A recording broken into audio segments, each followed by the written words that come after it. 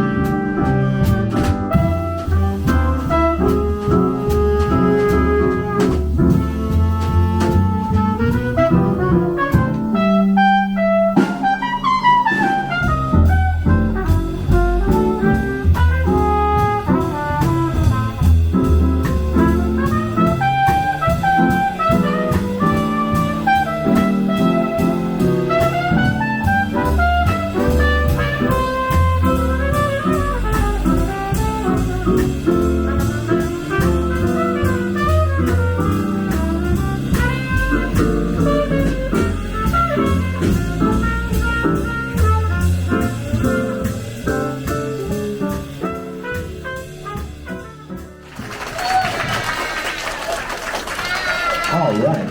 Thank you so much. Thank you for being such a wonderful, attentive audience. Well, we are here today to play a little bit of music for you, but also to talk about our favorite music, which is called jazz. So raise your hand if you've ever heard of jazz before. Okay, wonderful. That's pretty much everybody. So go ahead and put your hands down, and I want you to put your hand up again if you can tell me where jazz comes from, the specific place. Where did jazz come from? Yes. 1950. Some of my favorite jazz comes from the 1950s, but it actually originated a little bit earlier than that. Can anybody tell me the place that jazz comes from? Yes. Switzerland. You know, Switzerland makes great chocolate. They make great watches. But jazz actually comes from America. Can anyone tell me the specific place in America? One more guess. Yes.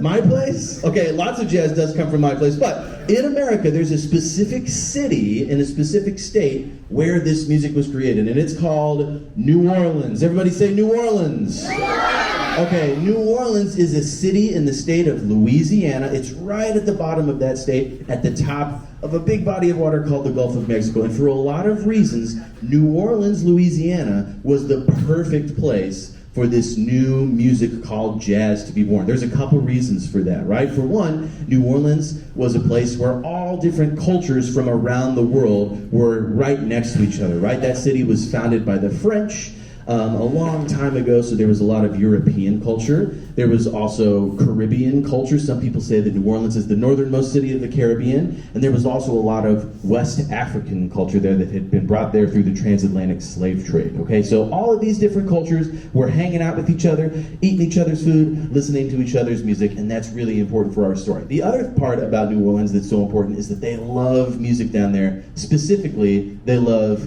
to go on parades, okay? So at that time, in the early 1900s, late 1800s, the popular music that everybody was listening to was march music, okay? So we're gonna have our drummer, Art, play one of the most important parts of march music, which is the drum beat. So this is a traditional, straight eighth note march beat that he's gonna play primarily on his snare drum. So check this out.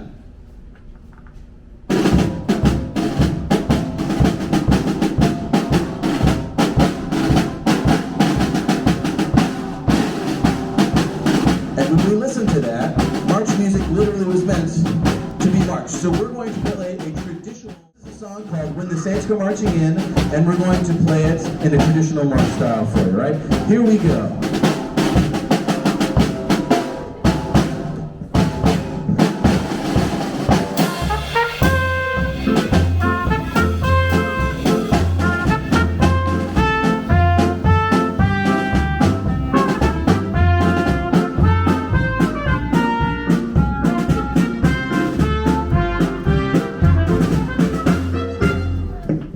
So that was the music that your great-great-great-great-grandparents got down to. They thought that was the coolest pop music. That was like, let's see, what kind of music do you guys like? That was like the Britney Spears of the Backstreet Boys.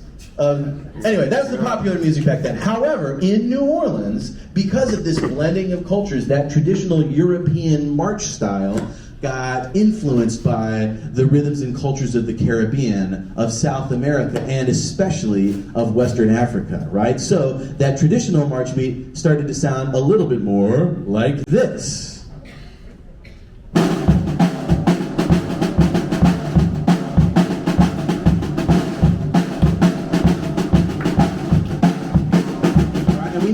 To experience this beat too. So can everybody snap their fingers with me? We're gonna go.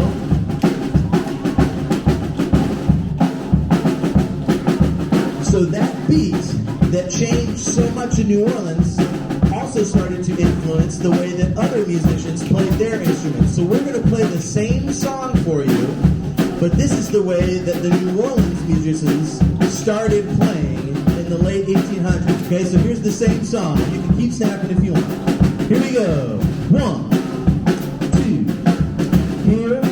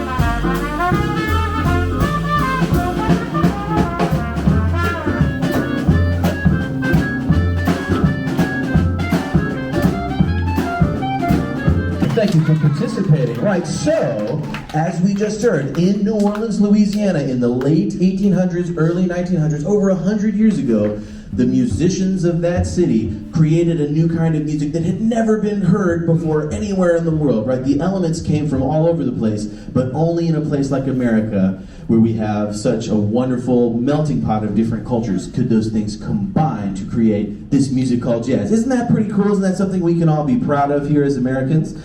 So, we'd like to talk to you a little bit about how we as jazz musicians work together to make our songs. But before we do that, we wanted to just take a moment to introduce you to our instruments and tell you what we think is special about them, right? So who can tell me what instrument this is? Trumpet. This is a trumpet. Give this person a round of applause. Fantastic. Excellent. All right. So this is the trumpet. I love playing the trumpet because it's the best instrument in the world, clearly. So this is made of metal, so it's part of the brass family. And for all the instruments in the brass family, the way that we make the sound is like this. We put our lips together and we blow some air through it. You can try this out as well. It sounds like this.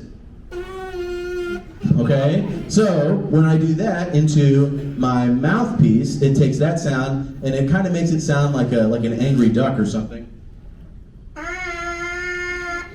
However, when I add it to the trumpet, it amplifies it and it creates a beautiful, lovely tone. So from humble beginnings, the trumpet sound is created. However, the trumpet is really cool. It dates back way back to prehistoric times. The first trumpet was probably a conch shell that someone found on the beach or an animal horn that had fallen off in the forest, and they picked it up and they're like, I wonder what it would sound like if I blew into this with my mouth, okay? And the first trumpets didn't have valves at all. I can actually change the notes that I play just with the speed of the air and the shape I make inside my mouth. So you've probably heard something like this before.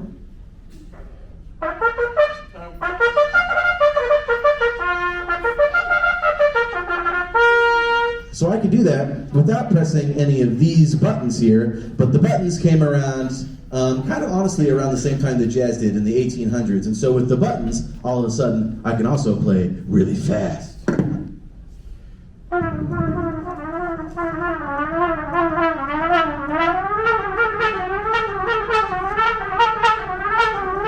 All right, so the trumpet is very versatile. I can play very soft.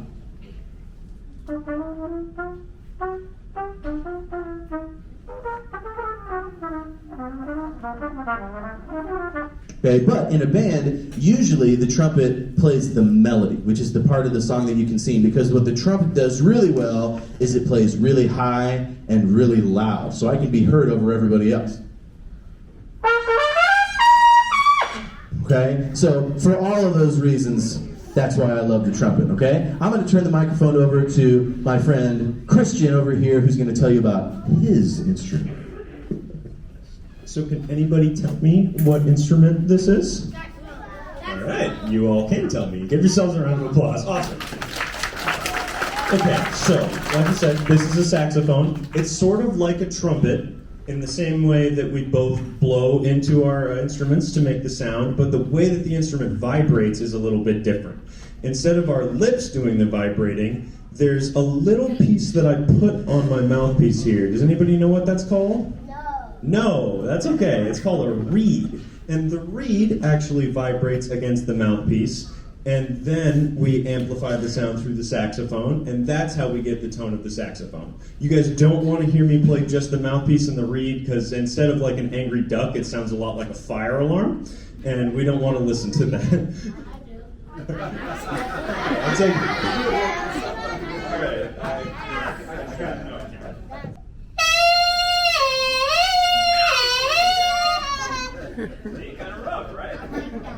All right, my name is Jordan. Anybody know what this instrument is? Shout it out. Piano, very good. This is specifically a keyboard, right? But piano is a keyboard instrument. What does that mean? It means that it uses these black and white bits, right? But this part can change. So keyboard comes from piano, you guys are right. Piano is made with strings, right? And hammers hitting the strings. Before that, there was harpsichord and other crazy keyboard instruments. So keyboard instruments have been a thing for hundreds of years. What's special about this instrument? I have bass notes. I have low notes easily. I have high notes, the highest notes. I have everything in between, and I can play more than one note at a time, which these guys can't do, right? So even when I'm holding the mic, I can play a whole chord, right? I can play many notes at once. I can play all the elements of music. I could be an orchestra on this one instrument. Anybody play a keyboard before or a piano before? Almost everybody? Excellent. Yeah, keyboards are great because they're more portable. We can kind of have them at our houses or at our friends' houses, and they're much easier to get than a huge piano anymore. Good. All right. Next up, I'm going to turn the mic over to Jim and his instrument. Good morning, everyone. Can anyone tell me what this instrument is? Ooh, I see a line. Well, hey, you guys are good. It's in the violin family. I heard somebody say it. You did. Tell us. Right, bass violin or contrabass. And this had been around for many centuries as well. It started out as a violon and violin de gamba and different names and different sizes. So the one I have here, I've had for almost 50 years, so that just tells you how young I am. Anyway, and it has 4 strings, and some of the strings used to be made with catgut, and so, but mine have steel, and the instrument is made of wood, and also I have a bow, which if you don't practice, it just doesn't sound good, so you gotta practice. Anyway, period. So, did you all hear me as I was playing with these fine musicians? So I'll let you hear acoustically first, and then I have it amplified. staccato.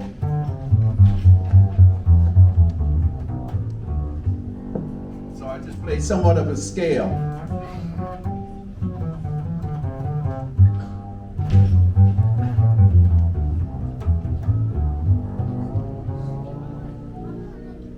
So this is the kind of sound you can get on it. With the bow, this is called arco.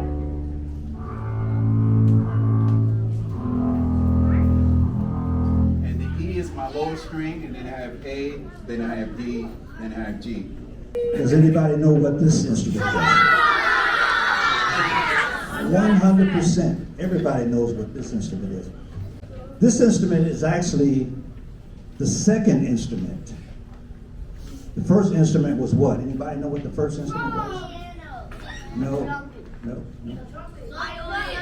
No. The voice. Your voice. Your voice was the first instrument. The second one was the drums. It's probably started out with somebody taking two limbs off a tree and beating on a log or something. Yes, that was the that's what started. That's where the drums started. Long time ago, I'm talking about thousands of years ago, maybe. They used to use drones to send messages.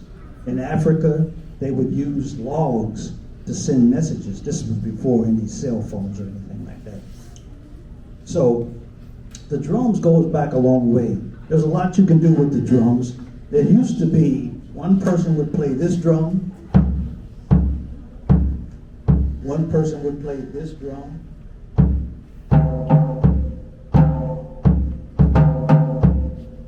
one person would play this. So that was three people right there, right? They said, well, somebody just said, well, look, rather than having three drummers play, why don't I just put something together and I'll get all the money. Instead of dividing it with three people, I'll get the money myself. I'm not sure that's how it went, but that's probably had something to do with it. So they had one person playing this, one person playing this, and one person. Then they put it all together, and that's where the set of drums comes from.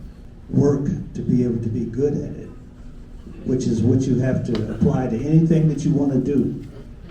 You have to work at it, which is actually it's called practice. Which you can apply that to anything you choose to do in your life. Just practice, just do it as much as you can. And you'll get better and better and better. So the foundation of our music really all comes from this instrument, the bass. So we're going to play a song called Sea Jam Blues, again, by the great Duke Ellington for you, and we're going to talk a little bit along the way about what we're doing. So it starts with the bass. 1, 2, 3, 4. So Jim can play the lowest notes because his instrument is so big. So what he's doing right now is called taking the bass for a walk. This is a walking bass line. And what he's doing is he's playing the lowest notes of every chord, and he's also playing a really specific rhythm. So the rhythm that he's playing goes like this. 1, 2, 3, 4. 1, 2, 3, 4. 1, 2, 3, 4, right? We know those as quarter notes. He's playing on every beat of the measure. So he's giving us both the chord sounds that we have to agree on and the time. So the next thing that we'll bring in is going to be the drums. Listen to how they work together. So on Art's instrument, he can't play individual notes, but he can play lots of different rhythms. So he's listening to those quarter notes, and he's playing them on this cymbal. This is called a ride cymbal, and listen to it. He's going 1, 2, a 3, 4, a 1, 2, a 3, 4, a 1. So this lines up with the time of Jim's bass. He's also over here, that's called a hi-hat. He's going 2, 4, 1, 2, 3. So this helps us all agree on the time so that we can play together.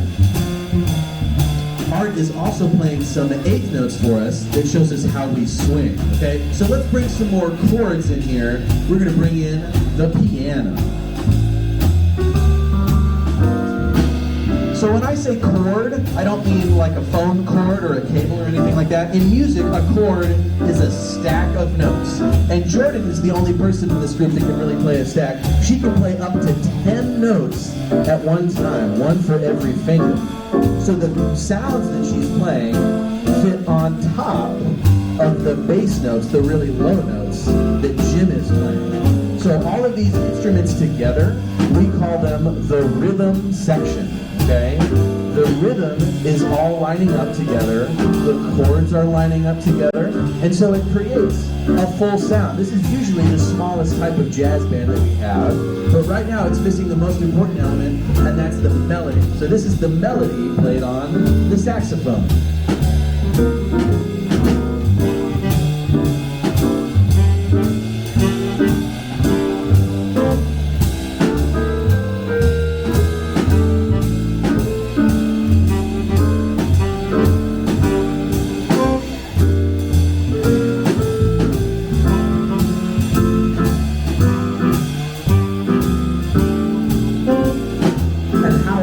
Now that we have the melody, we have all the elements that we need for a song. However, it doesn't stop there in jazz music. Something that you've heard all of us do when we play by ourselves is called improvising. We make up a new melody in the spot. That's really unique to jazz. So Christian is going to improvise his own melody. This melody has never been heard this way in the history of the universe. You're now part of jazz history. Take it away, Christian!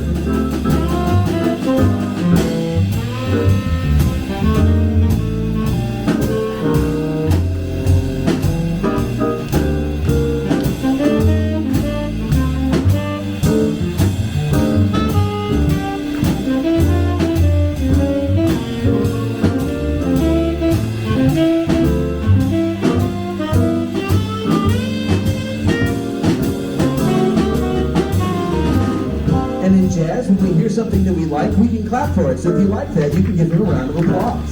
Very good. Another really cool thing about jazz, you can have ownership of, and if you really like what you've heard today, you can find so much jazz for free on the internet. And also, being in a city like Cincinnati, some of these musicians literally live probably down the street for you. I myself used to live in Roselawn, just a couple minutes down the road, right? So Cincinnati has a really beautiful jazz scene, and you can actually go hear live music a lot of times even for free, okay? There's live music happening every night. We've just been really thrilled to come here and spend some time with you. So if you could please thank your music teacher, Ms. Carpenter, for bringing us out today. Thank you for the invitation, and thank you for listening.